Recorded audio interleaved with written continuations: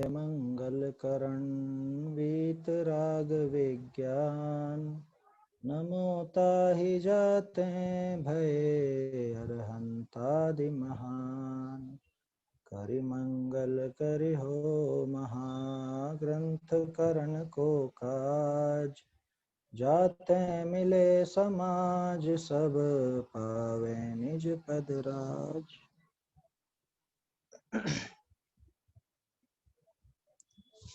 मोक्षमा प्रकाशक ग्रंथ के ऊपर अपनी चर्चा चल रही है। इसमें हमने परसों तक ये बात देखी थी कि किस तरह से जीव के उपयोग की प्रवृत्ति होती है। दूसरे अधिकार का काफी अच्छा प्रसंग था और ऐसा प्रसंग था जिसमें सिर्फ या और तथा ये दो शब्दों के अंतर से ही बहुत ज्यादा अंतर पड़ गया।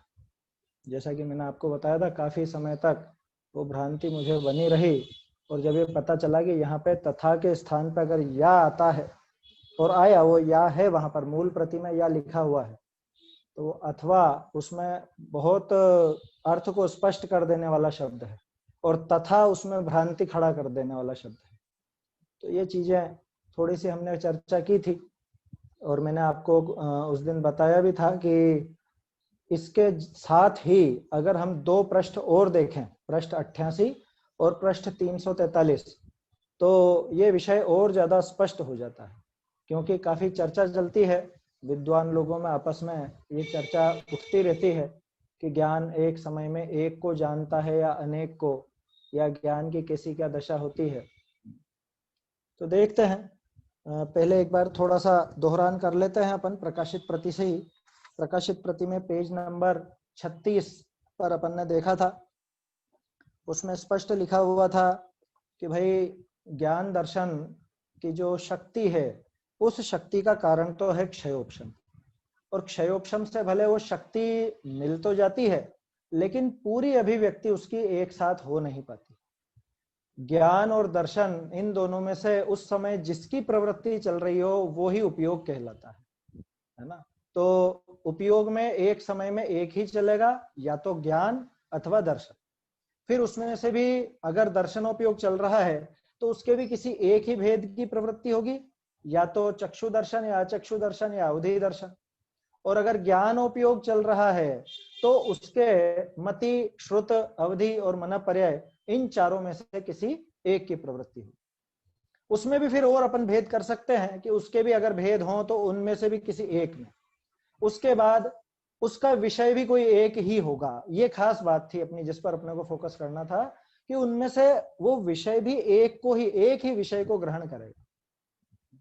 जैसे हमने देखा था कि जैसे मति ज्ञान है, मति ज्ञान 5 इंद्रिय और मन के माध्यम से प्रवर्तता है, तो उनमें से भी एक समय में जिस समय स्पर्श का ज्ञान हो रहा है उस समय रस का ज्ञान नहीं होगा, रस का हो रहा है तो अन्य का नहीं होगा। इसी तरह से बाकी सब में भी लगा लेना चाहिए। अब उसके बाद और आगे बढ़ते हैं तो स्पर्श के ज्ञान में भी वो मात्र जिस समय रूखेपन को जान रहा है अथवा चिकनेपन को जान रहा है, उस समय ठंडा, गर्म, हल्का, भारी, कड़ा, नरम इत्यादि को नहीं जानता। ऐसे उसमें तरह तरह के भेद हमने देखे थे और स्पष्ट रूप से हमको यह समझ में आया कि ग्रंथ जो ज्ञान उपयोग अथवा दर्शनोपयोग की प्रवृत्ति है, दोनों में से एक उपयोग में से भी कितनी बारीक चलती है। एक समय में ज्ञान अथवा दर्शन एक ही ज्ञेय अथवा दृश्य में प्रवर्तित होता है। अपने को लगता तो ऐसा है कि एक साथ बहुत सारी चीजें जान रहे हैं, वो इसलिए लगता है क्योंकि उसकी प्रवृत्ति बहुत तीव्र है ना। प्रवृत्ति में तीव्रता बहुत है, ये लिखा था। परिणमन में शीघ्रता बहुत है, ये शब्द थे टोडरमल जी के। परिणमन में शीघ्रता बहुत है। कौवे की आंख का उदाहरण दिया था कि गोलक तो दो हैं लेकिन पुतली एक है। फूतरी शब्द आया था ढूंढारी में। गोलक दो होने पर भी पुतली एक है और वो तीव्रता से घूमती है, तो दोनों का साधन कर लेती है। ठीक ऐसे ही उपयोग में, प्रवृत्ति में तीव्रता बहुत होने से हमें ऐसा लगता है कि हमने बहुत जल्द एक साथ ही बहुत सारे विषयों को हम जान रहे हैं, है ना।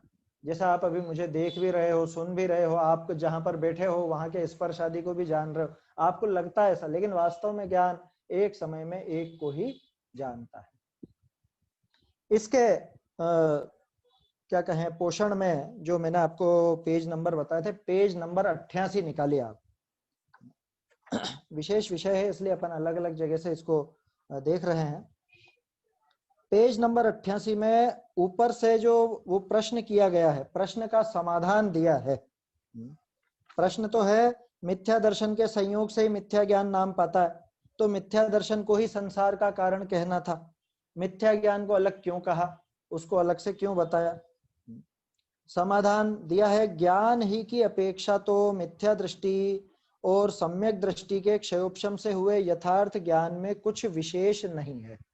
क्या मतलब कि ज्ञान की अपेक्षा से देखें तो मिथ्या दृष्टि और सम्यक दृष्टि के ज्ञान में कोई फर्क नहीं पड़ता।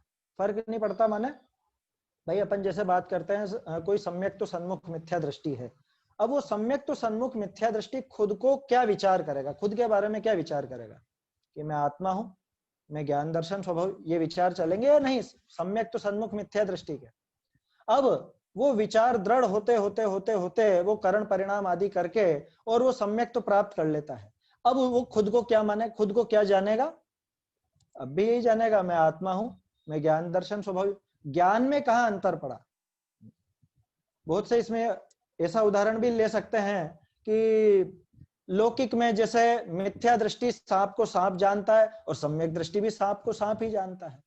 मैं वो वाला उदाहरण नहीं ले रहा हूँ सांप को रस्सी वाला, मैं तो बात कह रहा हूं कि अगर क्षयोपशम ज्ञान की बात करें, जानने की अपेक्षा ही बात करें, तो मिथ्या दृष्टि जैसा जानता है सम्यक दृष्टि भी वैसा ही जानता है। इसीलिए मैंने सम्यक तो सन्मुख का उदाहरण लिया, क्योंकि सम्यक तो सन्मुख मिथ्या दृष्टि के ज्ञान में माने सम्यक दर्शन से पहले और सम्यक दर्शन के बाद होने वाले ज्ञान में कोई अंतर नहीं पड़ता है।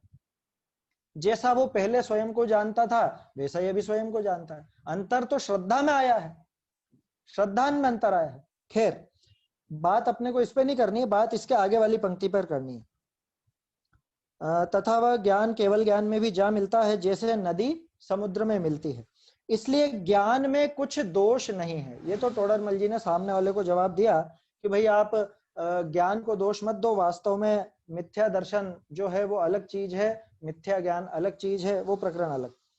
परंतु क्षयोपशम ज्ञान जहां लगता है वहां एक ज्ञेय में ही लगता है। इस पंक्ति पे मैं ध्यान दिलाना चाहता हूं आपका, ये जो पृष्ठ 88 पर ये पंक्ति है, ये खास सिर्फ इतनी सी पंक्ति है जिससे अपना वो पेज नंबर 36 का विषय पुष्ट होता है। क्षयोपशम ज्ञान, क्षय ज्ञान की बात ही नहीं की, क्योंकि आप उदाहरण में कह दोगे कि ज्ञान एक समय में एक कहां लगता है, केवल ज्ञानी तो तीन लोक को भी जानते और आत्मा को भी जानते, कह सकते हो आप, और बिल्कुल सही बात, क्योंकि अपन कहते हैं लोकालोक झलकते जिसमें ऐसा प्रभु का केवल ज्ञान, और आत्मा भी उसी में झलकता है, तो स्व भी वहां पर जान रहे हैं, पर भी जान रहे हैं, पूरे तीन लोक के समस्त पदार्थों को जान रहे हैं। तो उसकी बात ही नहीं चल रही, बात चल रही है क्षयोपशम ज्ञान की। क्षयोपशम ज्ञान की माने हमारे ज्ञान की प्रवृत्ति कैसी कि हमारा ज्ञान इतना कमजोर है कि एक समय में एक ही ज्ञेय पर लगता है। पृष्ठ 36 में दर्शन अथवा ज्ञान के ऊपर बात की, यहाँ पे सिर्फ ज्ञान की बात है। क्षयोपशम ज्ञान जहां लगता है वहां एक ज्ञेय में लगता है। यह है पृष्ठ 88 पर, ठीक है। इसके बाद फिर अपन देखते हैं, इसमें अपने को इसी पर जोर देना था, इस पे बात करनी थी। इसके बाद अपन देखें पेज नंबर 343 निकालिए आप, रहस्यपूर्ण चिट्ठी। टोडरमल जी की एक विशेषता और बताता हूं मैं आपको। टोडरमल जी का जो अंतःकरण था वो बिल्कुल सेट था, एकदम सेट। सेट माने जो वो शुरू से जैसा समझे थे उनके आखिर तक आपको वही विचारधारा मिलेगी, वैसे ही विचार मिलेंगे। ये बात अभी कहने की क्या जरूरत आई, ये बात इसलिए बता रहा हूं क्योंकि रहस्यपूर्ण चिट्ठी टोडरमल जी की सबसे पहली रचना है, संवत 1811 में लिखी गई थी रहस्यपूर्ण चिट्ठी, है ना। नाम तो अपन ने दिया, उनके में तो अध्यात्म प्रेरक कुछ पत्र ऐसे ही कुछ लिखा था उन्होंने, नाम उन्होंने दिया भी नहीं, ये बाद में रहस्यपूर्ण चिट्ठी के नाम से प्रचलित हो गई। अब प्रचलित है तो है, ठीक है, कोई दिक्कत नहीं है। अध्यात्म की बहुत गंभीर रहस्य इसमें छुपे हुए हैं। और मोक्ष मार्ग प्रकाशक है टोडरमल जी की आखिरी रचना, मोक्ष मार्ग प्रकाशक और पुरुषार्थ सिद्धि उपाय की टीका, दोनों साथ साथ ही लिख रहे थे और दोनों ही अधूरी रह गई थी। तो जो चीजें, जो विचार हमको रहस्यपूर्ण चिट्ठी में मिलते हैं वैसे ही विचार आपको मोक्ष मार्ग प्रकाशक में देखने को मिल जाएंगे। कई बार तो ऐसा लगता है कि ये तो मोक्ष मार्ग प्रकाशक का ही हिस्सा है, ये अलग से है ही नहीं, मतलब आप उनकी कोई सी भी रचनाएं देख लो, आपको ये अंतर नजर नहीं आएगा कि यहाँ पे तो कुछ और बात लिखी है, यहाँ कुछ अलग ढंग से लिख दी। उनका फोकस बिल्कुल क्लियर था शुरू से आखिर तक। उनकी पहली रचना से आखिरी रचना तक आपको वो एक ही ट्रैक पर चलते हुए मिलेंगे। तो ये मतलब समझ लो उनके क्या कहें अब, दिमाग में कितनी कितनी स्थिरता थी, कितना अपने विषय के प्रति एकदम दृढ़ता थी, जो उनके कभी बदलाव नहीं आता। हम लोगों के तो आपस में आजकल ऐसा होता है कि समझ लीजिए अभी मेरे कुछ विचार अलग ढंग के हैं और 5-10 साल बाद मैं इसी विषय पर कुछ बोलूं तो पता नहीं कुछ और मेरे मुंह से निकल जाए, संभव है, कोई बड़ी बात नहीं। लेकिन टोडरमल जी बिल्कुल एकदम क्लियर फोकस वाले व्यक्ति थे और काफी वो स्थिर चित्त थे, ये कहा जा सकता है। देखिए पेज नंबर 343, 343 पर जो ये तच्चा नेसण काले वाली गाथा दी है, इसके 2 पैराग्राफ नीचे तथा जो ज्ञान मिला, तथा जो ज्ञान 5 इंद्रियों व छठे है ना, छठे, ये अनुवाद में छठवें कर दिया है यहाँ, छठे मन के द्वारा प्रवर्तता था, वह ज्ञान सब ओर से सिमटकर इस निर्विकल्प अनुभव में केवल स्वरूप सन्मुख हुआ। एक तरफ रह गया, क्योंकि वह ज्ञान क्षयोपशम रूप है, इसलिए एक काल में एक ज्ञेय ही को जानता है। ये बिल्कुल आप दृढ़ कर लीजिएगा इस बात को, क्योंकि विद्वान जब आपस में बात करते हैं ना, अथवा कभी व्याख्यान होता है किसी का भी, कभी मेरे मुंह से भी गलत निकल जाए, टोडरमल जी को आप देखेंगे तो बराबर मिलेगा आपको। इसलिए मैं बार बार ध्यान दिलाना चाह रहा हूं, क्षयोपशम ज्ञान एक समय में एक ज्ञेय को ही जानेगा, एक ही जगह लगेगा, उपयोग एक समय एक ही जगह लगेगा। हमारा केवल ज्ञानी की बात नहीं ले रहे, ठीक है, ये स्थिर कर लीजिएगा।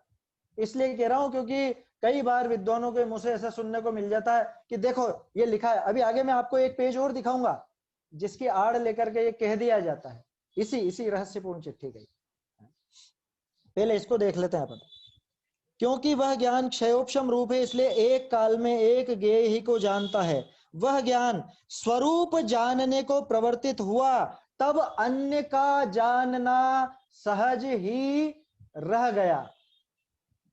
है ना, इन लाइनों पे ध्यान दीजिएगा, अभी आगे मैं आपको कुछ उदाहरण बताऊंगा। वहां ऐसी दशा हुई कि बाह्य अनेक शब्दादिक विकार हों तो भी स्वरूप ध्यानी को कुछ खबर नहीं है। इस प्रकार मति ज्ञान भी स्वरूप सन्मुख हुआ, तथा नयादिक के विचार मिटने पर श्रुत ज्ञान भी स्वरूप सन्मुख हुआ। इस पैराग्राफ पे बात करनी है अपने। उदाहरण नंबर 1, बहुत से विद्वान ऐसा उदाहरण लेते हैं कि मुनिराज, जब मुनिराज पर उपसर्ग होता है तो वो उस उपसर्ग को जानते हैं कि नहीं जानते। वो आत्मलीन होते हैं तो उनको बाहर में जो उपसर्ग हो रहा है उसका पता चलता है कि नहीं पता चलता है। तो फिर ये टोडरमल जी क्या लिख रहे हैं, तो टोडरमल जी ने क्या लिखा है यहाँ ये तो चक्कर पड़ गया, वो जानते ही नहीं है क्या। परसों भी हमने थोड़ी सी बात की थी इस बारे में कि वो प्रारंभिक भूमिका में जानेंगे। कछुए का उदाहरण लिया था, आप लोगों को ध्यान हो तो, है ना, कल तो अपनी चर्चा नहीं हुई, परसों अपन ने बात की थी। जैसे कछुए को खतरे का आभास होता है, खतरे का आभास होते ही वो क्या करता है कि अपने 4-5 अंग जो भी बाहर निकले रहते हैं उसके खोल के, उन सबको, चारों पैरों को, अपनी गर्दन को, पूंछ को, सबको अंदर कर लेता है, सिकोड़ लेता है। ठीक ऐसे ही मुनिराज को प्रारंभिक अवस्था में, शुरुआत में ये पता चला कि अरे ये उपसर्ग हो रहा है या कुछ भी है या जो भी। अब उसके बाद वो क्या करेंगे कि वो कछुए की तरह अपने उपयोग को समेट लेंगे, मति ज्ञान की समस्त बुद्धियों को समेटकर, गाथा 144 की टीका, श्रुत ज्ञान की समस्त बुद्धियों को अपने में समेटकर, ये उसी का खुलासा है। ये जो आखिर की 2 पंक्तियां लिखी ना, ये गाथा 144 की टीका का ही खुलासा है। इस तरह से मति ज्ञान भी स्वरूप सन्मुख हुआ और श्रुत ज्ञान भी स्वरूप सन्मुख हुआ। उससे मिलान करके देखना चाहिए हमें। अब मुझे बताओ मुनिराज जानेंगे या नहीं जानेंगे, जब आत्मलीन है तब नहीं जानेंगे या जानेंगे, क्या करेंगे कि उस समय निश्चित रूप से वो आत्मा ही को जानते हैं, स्वरूप में ही लगे हुए हैं। मैं नहीं कह रहा हूं, टोडरमल जी ने साफ साफ लिखा है। हमें बिल्कुल इस मामले में स्थिर हो जाना चाहिए, है ना, क्योंकि अध्यात्म ऐसा विषय है कोई भी विद्वान कुछ भी कह देता है, हम हाँ हाँ हाँ हाँ कर लेते हैं, सुन लेते हैं और बिल्कुल ठीक है। उस पर विचार करना चाहिए। ये हमारी पद्धति बता रहे, हमारी प्रक्रिया बता रहे, हमारे ज्ञान की। इसका अर्थ क्या निकलता, आशय क्या, फायदा क्या इस बात को जानने से? फायदा स्वच्छंदता का त्याग है। क्यों? कि नहीं हम ये भी जान लेंगे और आत्मा को भी जान लेंगे। ये जो स्वच्छंदता का पोषण किया जाता है ना, कि हम तो टीवी देखते देखते भी ऐसा कर लेंगे, वीतरागी हो जाएंगे या आत्मलीन हो जाएंगे, दूसरी चीजें भी, कि नहीं भैया, अभी तेरे में इतनी ताकत नहीं है, अभी तेरे पैर कमजोर हैं, तो तुझे लकड़ी के सहारे ही चलना पड़ता है। ठीक उसी तरह से अभी अपना उपयोग कमजोर है, अपन भ्रमित हो जाते हैं, इधर उधर भटक जाते हैं, इसलिए एक ही जगह लगा के रखो। ये नहीं होता कि मैं तो ये भी जान लूंगा और ये भी जान लूंगा, कि बाहर का भी जान लूंगा और खुद का भी जान लूंगा। प्रश्न खड़ा होना चाहिए, फिर स्वपर प्रकाशक पने का क्या होगा? ये प्रश्न भी खड़ा कर दिया जाता है कि फिर स्वपर प्रकाशक पने का क्या होगा। उसको भी गुरुदेव ने कैसे घटित किया है, युगल जी बाबूजी ने कैसे घटित किया है, वो मैं अभी आपको बताऊंगा। पहले अपन ये पंक्तियां देखते हैं फिर से। जो ज्ञान 5 इंद्रियों व छठे मन के द्वारा प्रवर्तता था, ठीक है ना, क्योंकि ये कौन से ज्ञान की बात करी? मति ज्ञान। स्पष्ट है, 5 इंद्रिया और मन के द्वारा प्रवर्तता था, वो मति ज्ञान है। अथवा श्रुत ज्ञान को भी ले लो, मन की बात में ले तो वह ज्ञान सब ओर से सिमटकर, सब ओर से सिमटकर, सिमटने की आवश्यकता क्या पड़ी? अगर मैं एक साथ दोनों को जान लूं तो सिमटना पड़ेगा, सिमटना पड़ेगा ही पड़ेगा। सिमटकर इस निर्विकल्प अनुभव में, इस निर्विकल्प अनुभव में, अगर निर्विकल्पता लानी है, निर्विकल्प अनुभव करना है, तो बाहर का सारा जानने से उस मति ज्ञान को समेटना पड़ेगा, पड़ेगा और पड़ेगा। ये लिख लीजिए। नहीं हो सकता, असंभव है कि वो शेरनी को भी जाने, वो बाघिन को भी जाने, वो सियालनी को भी जाने और आत्मा को भी जान ले, नहीं होगा ऐसा। जिस समय वो बाघिन का ज्ञान हो रहा है उस समय आत्मा का ज्ञान नहीं होगा, और जिस समय आत्मा का ज्ञान होगा उस समय उस बाघिन का ज्ञान नहीं होगा। वह ज्ञान सब ओर से सिमटकर इस निर्विकल्प अनुभव में केवल केवल स्वरूप सन्मुख हुआ। शब्द देखो आप टोडर मिल जी के किस जगह क्या जोड़ देना है, केवल स्वरूप सन्मुख हुआ। लिख सकते थे स्वरूप सन्मुख हुआ, कि नहीं, केवल स्वरूप सन्मुख हुआ, अन्य तरफ की सन्मुखता टूट गई। आया समझ में? क्योंकि क्यों हुआ ऐसा, ऐसा क्यों हुआ, दूसरे से छूटना क्यों पड़ा? क्योंकि वह ज्ञान क्षयोपशम रूप है, उसकी ताकत कम है, इसलिए एक काल में एक ज्ञेय ही को जानता है। चाहे तो अंडरलाइन कर लीजिए इस लाइन को और यहां लिख लीजिए पेज नंबर 36, पेज नंबर 88, मिलान करने के लिए। हम तो इसी तरह से पढ़ते हैं, कुछ चीज ध्यान में आ जाती है तो नोट लगा लेते हैं हाथों हाथ वहीं पे, इसके साथ में वो वाला पेज भी देखो, वही चीजें आज अपने काम आ रही है, वो उसी तरह से मैं आपको बता रहा हूं। तो पेज नंबर 88, पेज नंबर 36 और ये पेज नंबर 343, ये पूरा एक विषय। इसलिए एक काल में एक ज्ञेय ही को जानता है। क्यों, क्या हेतु दिया इसका? क्योंकि वो क्षयोपशम रूप है। क्षयोपशम ज्ञान में ये व्यवस्था नहीं है कि ज्ञान इधर भी लग जाए और उधर भी लग जाए। वो केवल ज्ञान की जो है सो है, वो उसकी बात अभी नहीं चलती। अभी बात कर रहे हैं हम क्षयोपशम ज्ञान की, हमारे मति श्रुत आदि ज्ञान की। अब वह ज्ञान स्वरूप जानने को प्रवर्तित हुआ, तब अन्य का जानना सहज ही रह गया, हटाना नहीं पड़ा, अपने आप ही रह जाए। जब आप सीढ़ियां चढ़ते हो, अब मैं चौथी सीढ़ी से पैर हटाऊं, ऐसा विचार आता है कि नहीं? 5वीं सीढ़ी पे आपने पैर रखा है तो चौथी सीढ़ी पर से पैर हट ही गया है ना, अपने आप ही सहज रूप से ही हट गया है। तो बाहर से उपयोग हट करके ही अंदर में जाएगा। एक बात, इसको दूसरी तरफ से कहते हैं, अंदर में जाएगा तो बाहर से उपयोग सहज ही हट जाएगा। मुनिराज क्या करते हैं, बाहर से उपयोग हटाते हैं कि आत्मा में लगाते हैं? क्या करना है उनको? उपयोग हटाने का तो काम ही नहीं है, उपयोग लगाते हैं, और जब लगाते हैं आत्मा में तो बाहर का जानना सहज ही रह जाता है, माने छूट जाता है। बाहर का जानना सहज ही छूट जाता है। वहां ऐसी दशा हुई, कैसी? कि बाह्य अनेक शब्दाधिक विकार हों, बाहर में खूब शब्दाधिक हो, खूब शोरगुल हो, कोई पूजा करता हो, कोई निंदा करता हो, कोई मारता हो, चिल्ला चोट मच जाती हो, बाहर में कोई जंगल में बैठे हुए हैं तो समझ लो कोई हिंसक जानवर ने किसी दूसरे प्राणी को पकड़ लिया और खूब चिल्ला रहे हैं, जोर जोर से रुदन मच रहा है, खूब शोरगुल हो, ये तो हुआ बाहर किसी और पर होने वाला। अथवा उनके ऊपर ही कुछ हो,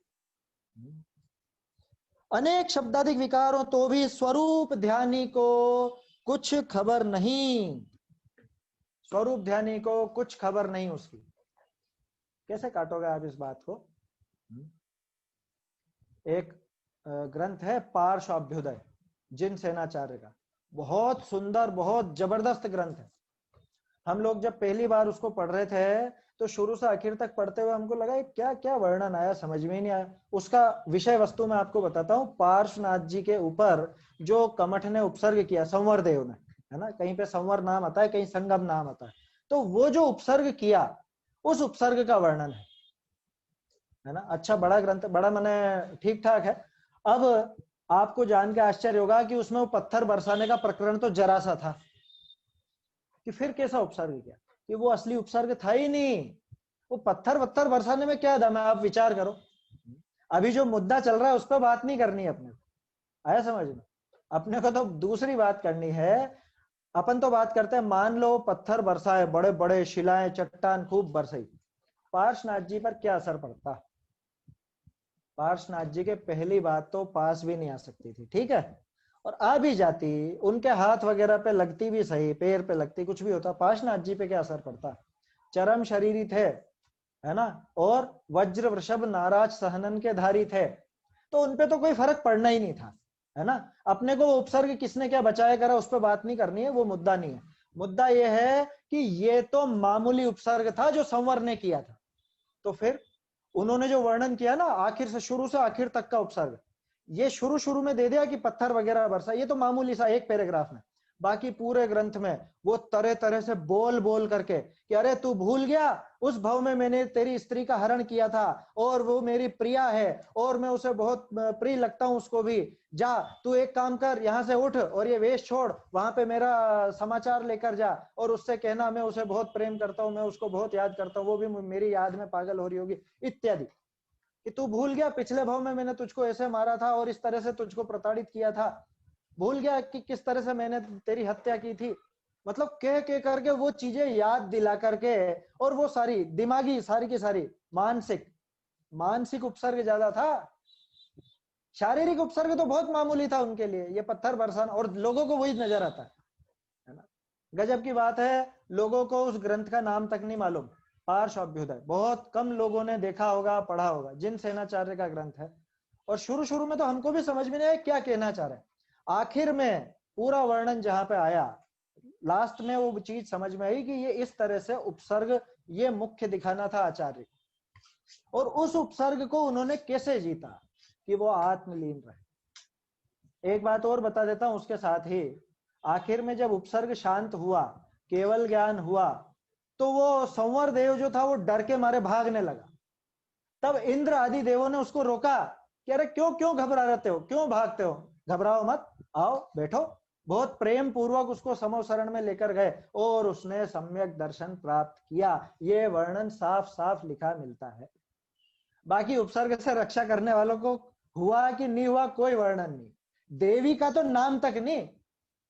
अभी बहुत बहस चल रही है, अपन उसमें लिखना चाहे तो बहुत कुछ लिख सकते हैं, लेकिन मैं उस विवाद में नहीं पढ़ना चाहता। एक हिंट आपको देना चाहता हूं, जो अपने प्रामाणिक मूल परंपरा के जो आचार्य हैं, आपको उनके किसी भी ग्रंथ में देवी का नाम तक नहीं मिलेगा, नाम तक नहीं मिलेगा, नाम तक।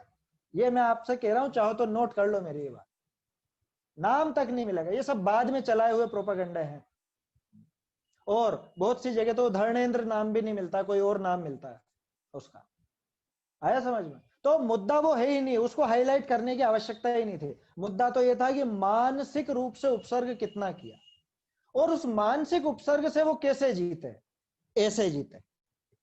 लिखा रहा है ना, स्वरूप ध्यानी को कुछ खबर नहीं,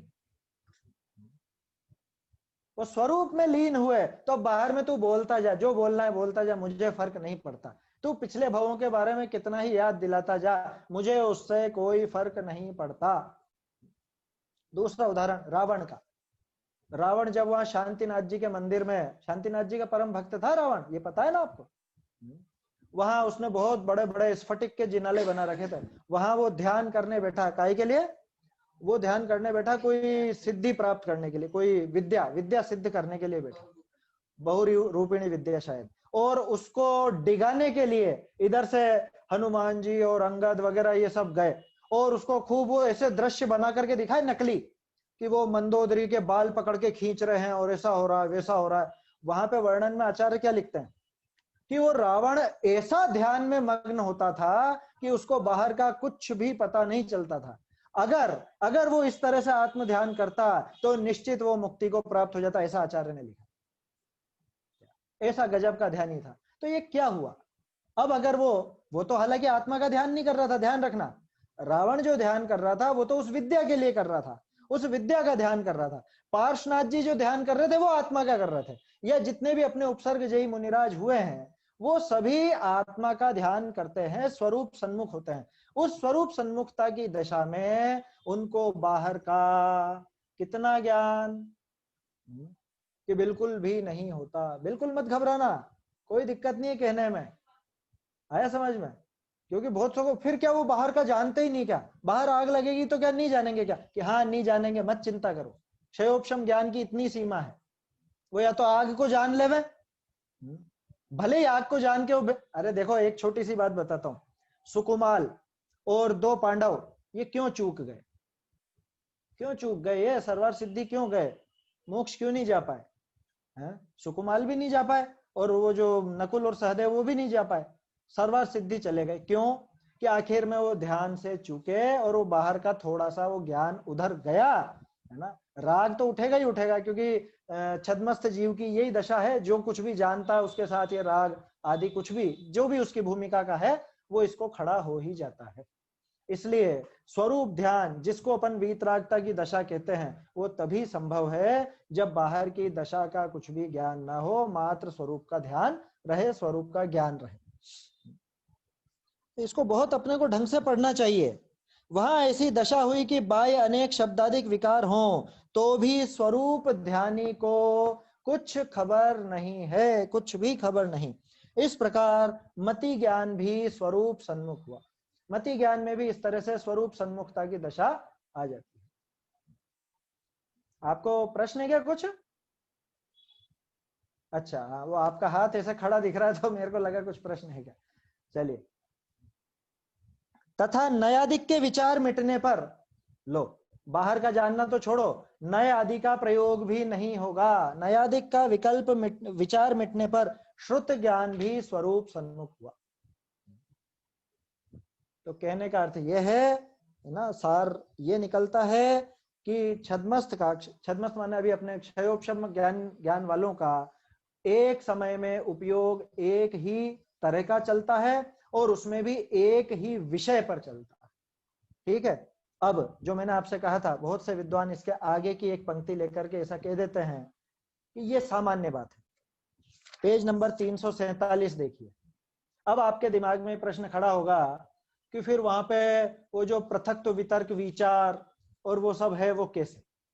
ये देखिए प्रश्न यहाँ पे टोडरमल जी ने खुद ने दिया है ना, 347 पेज पर। फिर प्रश्न मिल गया नीचे, यदि निर्विकल्प अनुभव में कोई विकल्प नहीं है ना, तो शुक्ल ध्यान का प्रथम भेद पृथक्त्व वितर्क विचार कहा।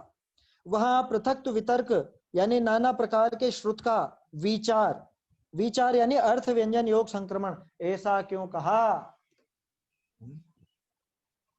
टोडरमल जी नहीं उठाया ये प्रश्न, जो 3-4 पेज पहले अपन ने देखा उसी के बाद ये प्रश्न उठाया। अब क्या कहेंगे? कथन 2 प्रकार का है, एक स्थूल रूप है, एक सूक्ष्म रूप है। अभी पहले पैराग्राफ पढ़ते हैं फिर चर्चा करते हैं। जैसे स्थूलता से तो छठे ही गुण स्थान में संपूर्ण ब्रह्मचर्य व्रत कहा, और सूक्ष्मता से 9वें गुण स्थान तक मैथुन संज्ञा कही। उसी प्रकार यहाँ अनुभव में निर्विकल्पता स्थूल रूप कहते हैं, तथा सूक्ष्मता से पृथक तो वितर्क विचार अधिक भेद व कषाय अधिक 10वें गुणस्थान तक कहे हैं। वहां अपने जानने में व अन्य के जानने में आए ऐसे भाव का कथन स्थूल जानना तथा जो आप भी न जाने और केवली भगवान ही जाने ऐसे भाव का कथन सूक्ष्म जानना। चरणानुयोग अधिक में स्थूल कथन की मुख्यता है और कर्णानुयोग में सूक्ष्म कथन की मुख्यता है, ऐसा भेद अन्यत्र भी जानना। इस पैराग्राफ का आश्रय लेकर के बहुत से ये सिद्ध करते हैं कि देखो 9वें आदि गुण स्थान में जो बताया है ना, वहां पे आत्मलीनता के साथ साथ ये जो वितर्क विचार कहा ना, ये चल रहा है कि नहीं चल रहा है, और सूक्ष्म बात है, ये बारीक बात है, यानी ये असली बात है। और बाकी जो कहा जाता है वो व्यवहार से कहा जाता है, माने उपयोग एक समय में एक को जानता है, ये बात व्यवहार है और ये निश्चय है। ऐसा इसका आशय नहीं है, ऐसा आशय नहीं है इसका, है ना। भ्रांति खड़ी नहीं रखना बिल्कुल भी। पहले तो अपन ये समझें कि दो चीजें हैं, जानना और उपयोग। अपन ने उपयोग का क्या अर्थ देखा था पेज नंबर 36 पर, कि वो ज्ञान अथवा दर्शन की वर्तमान काल में जो प्रवृत्ति है, प्रवृत्ति, उसका नाम है उपयोग। अब यहाँ पे इस पैराग्राफ को फिर से आप देखो, यहाँ उपयोग की बात चल रही है या ज्ञान की बात चल रही है? अंकुर भाई, यहाँ उपयोग का कथन है या ज्ञान का? मुझे ये बताओ। जिस समय मुनिराज आत्मलीन है, ठीक है, कोई समझ लो भरत चक्रवर्ती जो थे, अब वो आत्म ध्यान में लीन थे, हालांकि बहुत कम समय के लिए लीन रहे वो तो, क्योंकि अंतर मुहूर्त में ही तो केवल ज्ञान हो गया था। अपन 48 मिनट की बात करें, आत्मलीन थे, तो उनको वो सारे 6 खंड का जो वैभव था उसका ज्ञान था या नहीं था? ज्ञान तो था, ज्ञान तो था, बिल्कुल था, मना नहीं करना, ज्ञान की मना नहीं है, उपयोग में नहीं था। मेरी बात समझ में आई? दोनों में अंतर समझ में आया?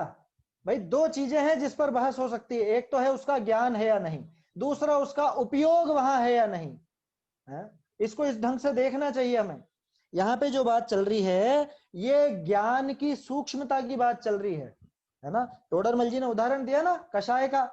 आप ये बताओ कि सामान्य रूप से अपन कह देते हैं, ये यहाँ पे उदाहरण दिए, ये अन्य उदाहरण क्या कहें, मुनिराज ब्रह्मचर्य महाव्रत के धारी, ठीक है, कह दिया।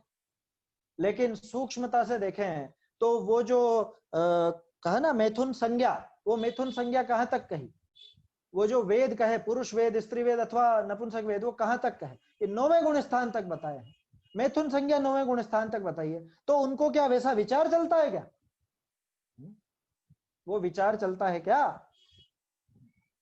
वो विचार नहीं चलता, उस तरफ उपयोग नहीं जाता, उपयोग तो आत्मा में ही लीन रहता। लेकिन ये सत्ता बताई है कि इस भाव की सत्ता वो वहां तक मौजूद है। अब इसी को इस तरह से समझें, इसको अपन ज्ञान पर लगाएं। ज्ञान में कुछ चीजें तो ऐसी जो सत्ता में पड़ी रहती है, जिसके लिए हमारे पास एक नाम है। कौन सा नाम? लब्धि। लब्धि और उपयोग है ना। अभी आपको आपकी अलमारी की चाबी कहाँ है ये पता है कि नहीं है? आपने जो बचपन में जो पढ़ा था, आपके सारे रिश्तेदारों के नाम पता है कि नहीं? ज्ञान में है या नहीं? अभी तक आ रहे थे क्या ज्ञान में? 3:30 बजे से अभी तक जो अपनी बात चली, तब तक ज्ञान में आ रहे थे क्या? ज्ञान में आ नहीं रहे थे, इसका अर्थ उपयोग में नहीं थे, लेकिन ज्ञान में पड़े हुए थे, माने लब्धि रूप थे। इसको इस तरह से समझना चाहिए, एक बात। दूसरी बात, अगर अपन सूक्ष्मता की भी बात करें तो जो टोडरमल जी ने लिखा है, क्या मतलब है सूक्ष्म और स्थूल का? स्थूल कथन तो वो कि जिसे स्वयं भी पकड़ सके और दूसरे भी पकड़ सकें, उसे कहते हैं स्थूल कथन। पता चल जाता है, जैसे मुझको गुस्सा आया, मेरी आंखें लाल हो गई, तो ये मुझे भी पता चल रहा है और सामने वाले को भी पता चल रहा है, ठीक है, यह है स्थूलता। और सूक्ष्म, अरे मुनिराज 7वें गुण स्थान में, 7वें गुण स्थान तक का इसलिए ले रहा हूं क्योंकि वहां तक क्रोध की सत्ता पाई जाती है। बोलो उनके क्रोध है या नहीं? उनके क्रोध है या नहीं? क्रोध सत्ता में। अच्छा, मुनिराज को पता चल रहा है उस क्रोध का? 7वें गुण स्थान वाले की बात कर रहे हैं। अगर उसका अनुभव करे तो आत्मा का अनुभव नहीं हो रहा। ना मुनिराज को पता चल रहा है, न सामने वाले किसी को भी पता चल रहा है। आया समझ में? कौन जान रहा है? सिर्फ केवल ज्ञानी भगवान जान रहा है। मात्र केवल ज्ञानी भगवान को जिसका पता चले वो है सूक्ष्म कथन। तो ये जो श्रुत का विचार, अर्थ व्यंजन योग संक्रांति वगैरह बताया है, ये ज्ञान में अंदर ही अंदर जो सूक्ष्मता पड़ी हुई है ना, मैं तो उसको लब्धि का ही नाम देता हूं। अंदर ही अंदर जो वो सूक्ष्मता पड़ी है, बारीकी पड़ी है, वो केवल ज्ञान गम्य है, उन मुनिराज तक को पता नहीं चलता। इसलिए हम उसको उपयोग नाम से नहीं कह सकते, क्योंकि उपयोग नाम है प्रवृत्ति का, है ना। पेज नंबर 36 लिखा ना, जीव को वो उपयोग को समझाया, प्रवृत्ति का लिखा था ना यहाँ पे। इस परिणमन ही का नाम उपयोग है, पेज नंबर 36 पर। वो जो परिणमन उस समय चल रहा है, कौन सा परिणमन? परिणमन द्वारा एक जीव को एक काल में एक विषय का ही देखना या जानना होता है, देखना या जानना होता है, इसी का नाम उपयोग है। आप इससे मिलान करके देखो, आप इस पैराग्राफ को शस्त्र नहीं बना सकते। मुझे ये बात इसलिए कहनी पड़ रही है क्योंकि कुछ विद्वानों का इस तरह से है, क्या कहें, अब इस तरह की व्याख्याएं हुई हैं, और आपस में सिर्फ जैसे कहते हैं ना, विद्वान विद्वान आपस में करते रहते हैं चर्चा बहस इत्यादि। तो किसी ने कहा कि नहीं जानेगा, तो कि नहीं जानेगा, ये देखो ये लिखा रहा। अरे भैया, हमें खुद अपने को क्या ग्रहण करना है, क्यों ग्रहण करना है, ये क्लियर होना चाहिए। और जब ये पैराग्राफ लेंगे तो इसके साथ साथ 343 नंबर का भी पैराग्राफ साथ में रखना।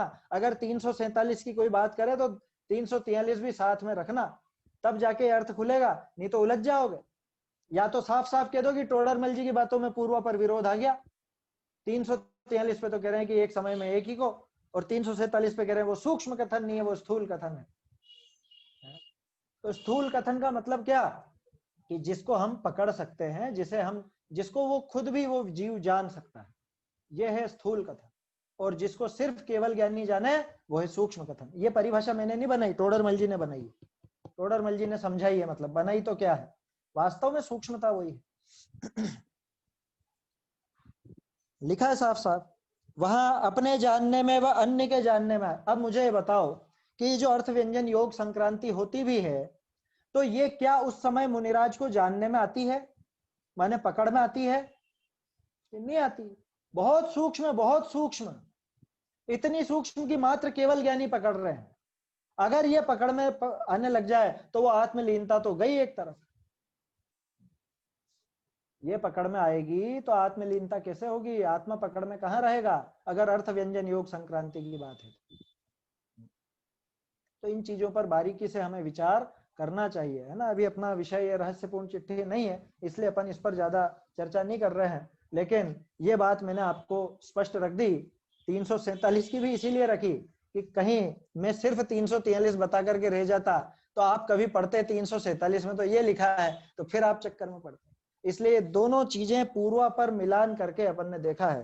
तो आप पेज नंबर 36, पेज नंबर 88 और पेज नंबर 343 इनको साथ में देखें तो आपको विषय स्पष्ट होगा, और उसी से 347 को समझें तो 347 का भाव भी स्पष्ट होगा। ठीक है, तो काफी चर्चा हो गई अपनी इस विषय पर। अब आगे बढ़ते हैं अपन अगले विषय पर, है ना। आपको किसी को भी कोई प्रश्न हो, जो भी लोग जूम पर जुड़े हैं, तो वो आप सीधे रेज हैंड करके भी पूछ सकते हैं, और जो लोग यूट्यूब पर सुन रहे हैं वो यूट्यूब पर कमेंट में लिख सकते हैं। यहाँ हमारे जो होस्ट है वो मुझे वो प्रश्न बता देंगे।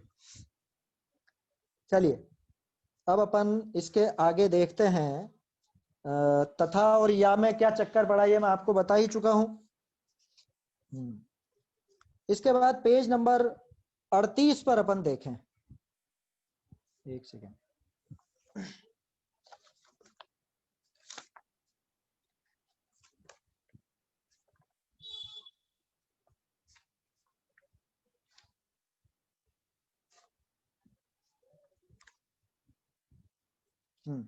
पेज नंबर 38 पर एक बहुत अच्छी पंक्ति है जो प्रत्येक आत्मार्थी को तो प्रिय लगेगी ही लगेगी।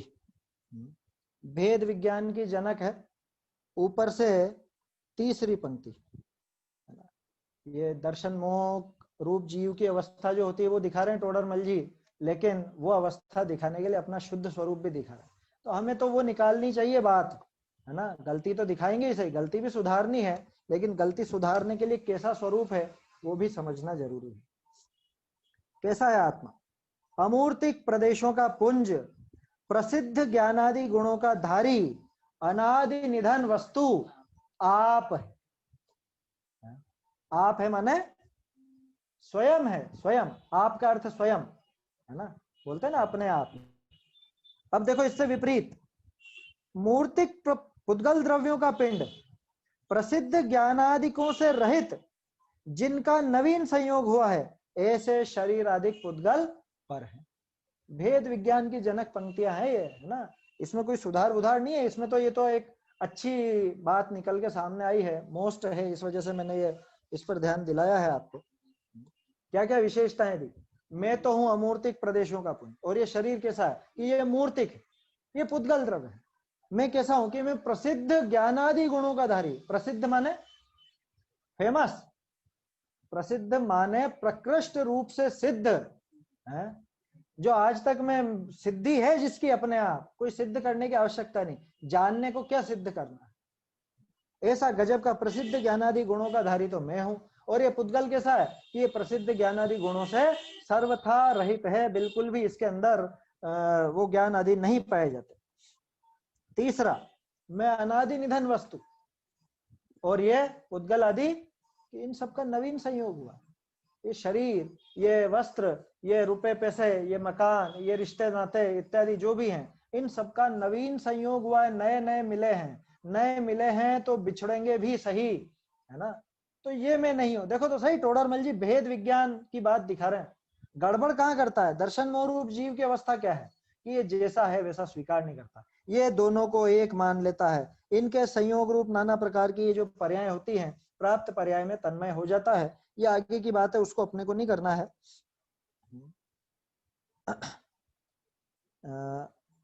एक सेकंड, इसमें एक चीज और है, एक सेकंड, पेज नंबर था ये,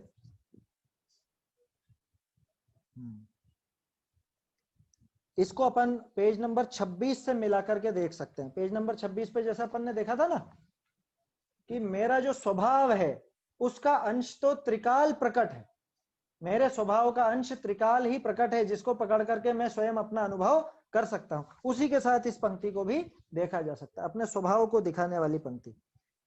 मैं आपको फिर से पेज नंबर 26 पे ले जाना चाहता हूं। पेज नंबर 26 पे एक पैराग्राफ है नीचे, जिसमें हमको विवक्षा समझ कैसे समझे वो बताया है। कई बार चक्कर पड़ता होगा समय सार आदि पढ़ते हुए कि कहीं पे तो आत्मा को रागादि का कर्ता कह दिया, कहीं पे पुद्गल को रागादि का कर्ता कह दिया। तो क्या है विवक्षा, क्या अपेक्षा है उसकी, कैसे समझें, है? उसके लिए पैराग्राफ काम आ सकता है पेज नंबर 26 पर, है ना। चाहे तो वहां नोट लगा ले। पेज नंबर 26 पे जो तीसरा पैराग्राफ है ना, इसी से पढ़ रहा हूं मैं, प्रकाशित प्रति से। तथा मोहनी कर्म के द्वारा जीव को अयथार्थ श्रद्धान रूप तो मिथ्यात्व भाव होता है, तथा क्रोध मान माया लोभ अधिक कषाय होते हैं। ठीक है ना, ये अपने को मुख्य नहीं है बात, ये तो सीधी सीधी है कि मोहनी कर्म में दर्शन मोहनी की वजह से तो मिथ्यात्व भाव, और चारित्र मोहनी की वजह से क्रोध मान माया लोभ आदि भाव होते हैं। अब देखना, वे यद्यपि जीव के अस्तित्वमय हैं, अस्तित्वमय है माने पर्याय में हुए ना, अपनी पर्याय रूप है ना। क्रोध मान माया लोभ कहाँ पे हुआ कि मेरी पर्याय में हुआ, तो जीव के अस्तित्वमय, क्योंकि द्रव्य गुण पर्याय तीनों चीजें हैं अपनी ही सत्ता में, तो मेरा अस्तित्वमय है, जीव से भिन्न नहीं है, है ना। पूरे प्रमाण के द्रव्य की बात कर रहे हैं अपन, जीव से भिन्न नहीं है, जीव ही उनका कर्ता है। क्यों कहा जीव को कर्ता? क्योंकि वो मेरे अस्तित्व में है, मैं उनसे भिन्न नहीं हूं। ये विवक्षा अपने को मिल गई। जीव को जहां पे रागादि का कर्ता कहा जाता है, वहां क्यों कहा जाता है कि इसलिए कहा जाता है कि यहीं पर पैदा हुए हैं, मेरे में ही पैदा हुए हैं, है ना, मुझ में पैदा हुए हैं, मेरे से उनकी सत्ता भिन्न नहीं है, इस वजह से मैं उनका करता हूं। ये हुई जीव की रागादि के कर्तापने की विवक्षा। दूसरी, पुद्गल क्यों है उनका कर्ता? आगे देखो, जीव के परिणमन रूप ही वे कार्य, तथापि उनका होना मोह कर्म के निमित्त से ही है। कर्म निमित्त दूर होने पर उनका अभाव ही होता है। इसलिए वे जीव के निज स्वभाव नहीं, औपाधिक भाव हैं। ये दो अलग अलग विवक्षाएं आ गई। इन दो विवक्षाओं से अपने को एक तो ये पता चल गया कि जब ऐसा कहा जाए कि जीव ही उनका करता है, तो क्यों कहा कि वो मेरी सत्ता में है, मुझ में हुए, मतलब मेरी पर्याय में हुए हैं, मेरी सत्ता उनसे भिन्न नहीं है, इसलिए मुझे उनका कर्ता कह देते हैं, कोई दिक्कत नहीं है। अब पुद्गल को उनका कर्ता क्यों कहा कि वो पुद्गल कर्म के निमित्त से ही होते हैं, बिना उसके निमित्त के हो नहीं सकते, उनका निमित्त समाप्त होने पर ये भी समाप्त हो जाते हैं, इसलिए उनके ही है। कोई लड़की है आपके घर में, है ना, आपके घर में पैदा हुई है, ठीक है, क्या कहलाती है, किसकी कहलाती है वो लड़की, किसकी है बताओ? लड़की किसकी है? कि हमारी है, हमारे घर में पैदा हुई है, हम हैं उसके माता पिता?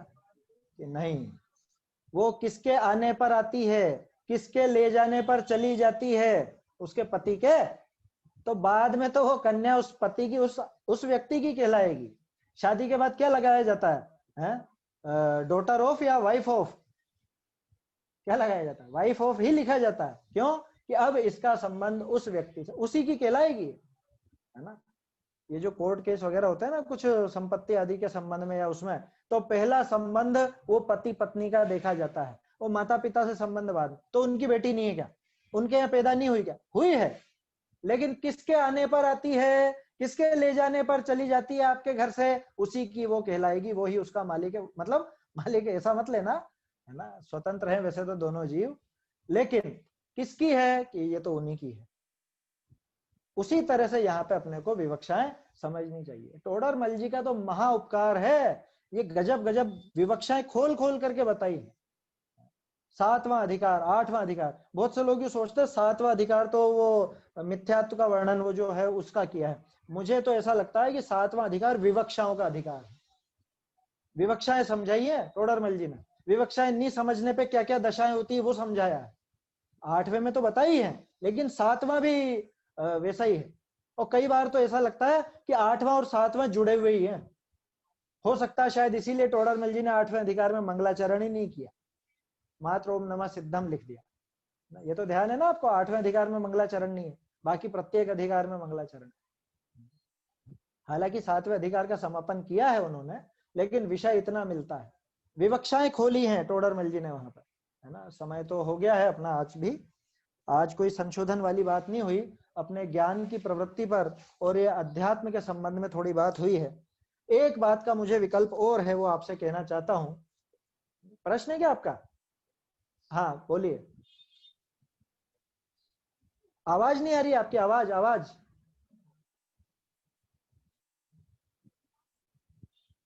अनम्यूट कीजिए आप।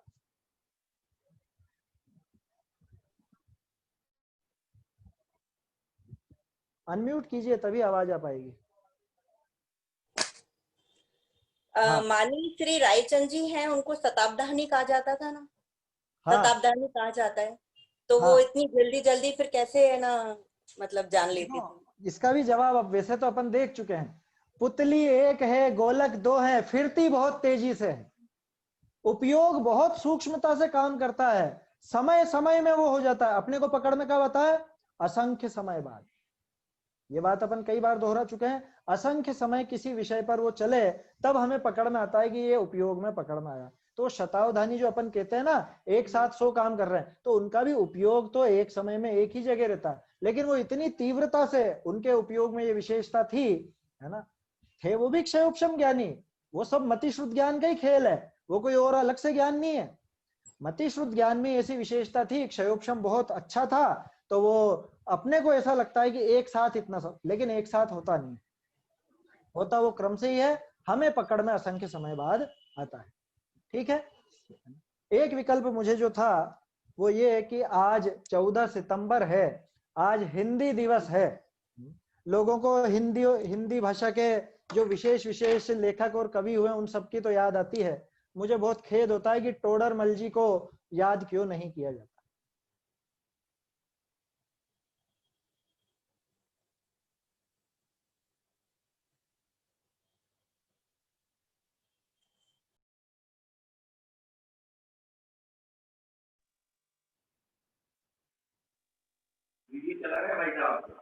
टोडरमल जी के पहले इस तरह से शैली में नहीं लिखा जाता था। आप देखना रहस्यपूर्ण चिट्ठी तो आपको फिर भी एक व्यवस्थित रूप से लिखी मिलेगी, लेकिन आप उसी के साथ निमित्त उपादान चिट्ठी या परमार्थ वचनिका पढ़ेंगे तो आपको वाक्य इस रूप में बने हुए नहीं मिलते, आधे अधूरे वाक्य मिलते हैं, है ना, कटे हुए वाक्य मिलते हैं। आप उसको अगर गौर से देखेंगे तो टोडरमल जी का बहुत बड़ा योगदान है हिंदी को हिंदी के इस स्वरूप में लाने के लिए। उनको हमें इस दिवस पर निश्चित रूप से उनका भी उपकार मानना चाहिए। और सिर्फ हिंदी गद्य नहीं, मैं तो कहता हूँ हिंदी पद्य में भी आप टोडरमल जी की तुलना दूसरे से नहीं कर सकते। टोडरमल जी ने 226 छंद लिखे हैं, जो कुछ दिन पहले हमने ढूंढ करके प्रकाशित किए थे। 226 छंद। वो छंद क्या है कि वो छंद जो इनके ग्रंथ हैं जितने भी, उन सबके मंगलाचरण हैं, उनकी प्रशस्तियां हैं, जिसमें सबसे बड़ी तो सम्यक ज्ञान चंद्रिका की प्रशस्ति है। और उसमें बहुत सुंदर वर्णन है, भाव पक्ष से नहीं, कला पक्ष से भी, भाषा की दृष्टि से भी बहुत मजबूत है टोडरमल जी का पद्य। तो गद्य हो या पद्य हो, हिंदी को टोडरमल जी का बहुत बड़ा योगदान है ना। बल्कि हिंदी के उनका तो संस्कृत में भी काफी विद्वान थे वो तो ये थोड़ा सा मुझे विकल्प था, हिंदी दिवस के बहाने भी टोडरमल जी का गद्य पद्य अपने को देखना चाहिए, है ना। आगे की चर्चा और जो आगे के संशोधन है दूसरे अधिकार के, वो अपन कल देखेंगे, और संभवतः कल अपन तीसरे अधिकार की चर्चा भी करेंगे। निज निधि निज में बताई यह अनंत उपकार है, इसके लिए जिन वाणी माँ को वंदना शत बार है, वंदना शत बार है।